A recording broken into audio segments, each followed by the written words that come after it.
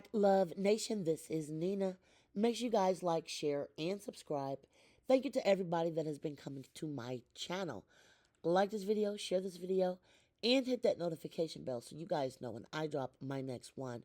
We just had a very major judge ruling in the Blake Lively versus Justin Baldoni case, and I will be going through this. It's a very short document, and it's only 6 pages. However, it does have um, a lot of very interesting points, and I do believe that even though the judge left the door open for Blake to fix this, it seems like she might have dug herself a small hole in the situation, which I will be going over in just a minute and share my reasons why. So, getting straight into this document, Judge Louis J. Lehman, might be Lyman, excuse me if I mispronounce it, United States District Judge says, excuse me, Wayfair Studios, LLC, Justin B., Jamie Heath, Steve Surowitz, It Ends With Us Movie, LLC, Melissa Nathan, The Agency Group, PR, LLC, Jennifer Abel, collectively the Wayfair parties, moved to quash subpoenas issued to cellular providers AT&T, Verizon, T-Mobile. See the subpoenas by Blake Lively. For the reasons that follow, the motion is granted in part and denied in part. Now, this is key. This is actually what I really want to get into, and this is how I'm definitely feeling that Blake Lively really needs to move to reconcile this before it goes to trial. But let me not get ahead of myself. Blake Lively served the subpoenas on or about February 12th, 2025. The subpoenas requested all documents concerning ingoing and outgoing calls or text messages related to telephone numbers belonging to certain Wayfarer parties and related individuals within the time period of December 1st, 2022 to the present, including but not limited to call logs, text logs, data logs, cell site location information. The telephone numbers of the Wayfair parties and related individuals are identified in the subpoenas, but the destination telephone numbers are not. On February 14th of 2025, the Wayfair parties moved to quash the subpoenas as overtly broad and evasive. The court ordered the parties to meet and confer and to report back to the court whether any dispute remained by February 24th. Now, let me scroll back up because this is key. Let me go back up here. Mind you, if you go back to this previous paragraph, they said they wanted a time period of December 1st to 2022 to the present. So she's basically saying that he has been defaming her basically since she signed on to this movie. But in the lawsuit, it says that the defamation began around August of, I believe it was either 2024. Yeah, I believe it was August of 2024.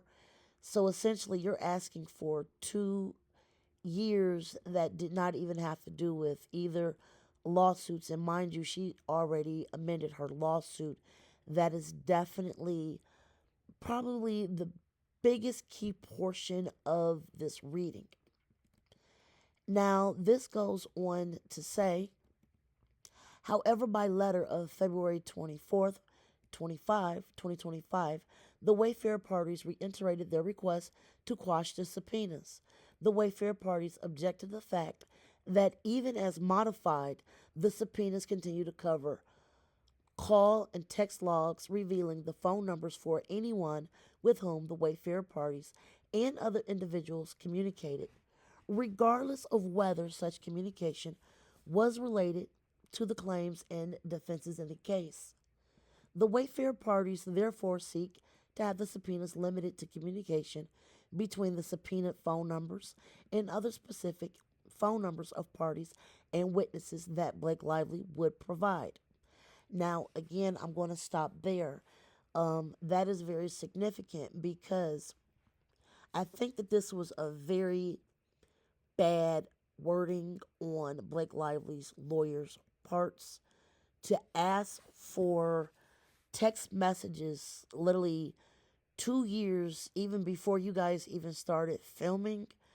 Like, you're basically saying that even before you guys were filming, he was giving you bad mojo, in essence. I think this was a really big error on Blake Lively's part. I'm not a lawyer, I am just a member of community reading this.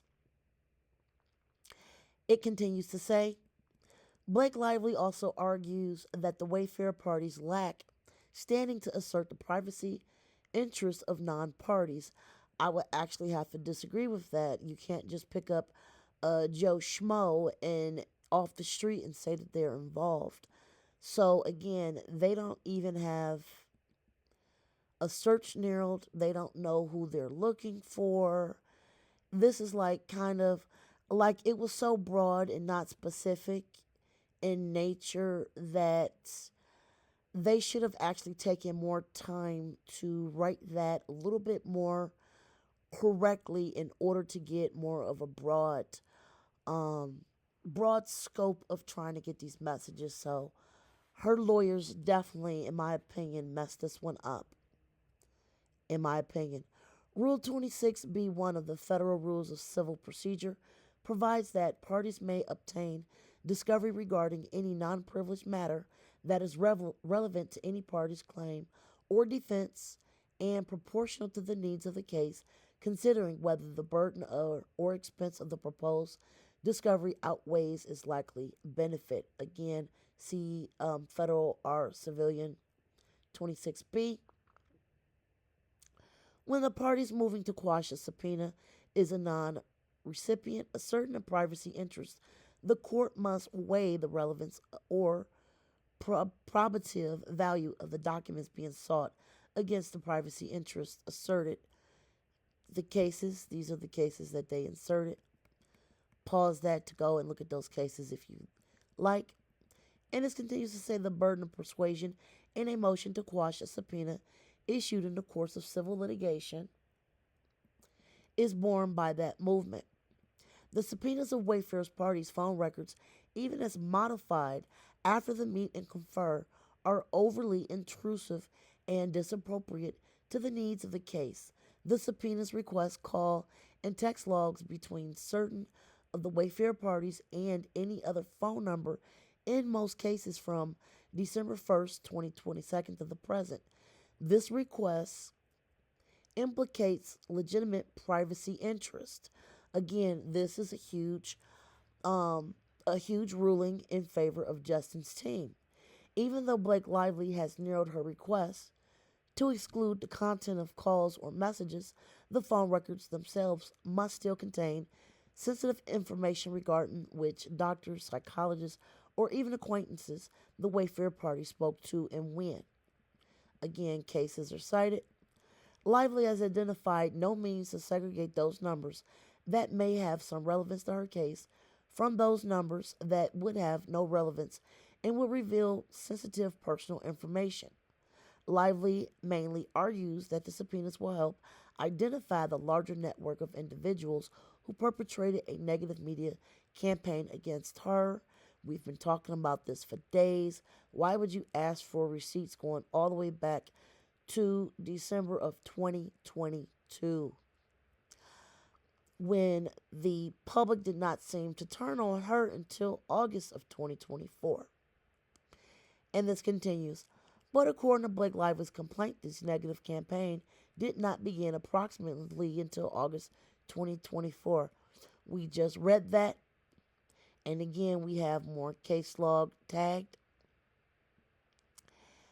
And basically it's saying that there's therefore unclear how communications to and from Wayfair parties in 2022 and 2023 would reveal individuals who participated in a campaign.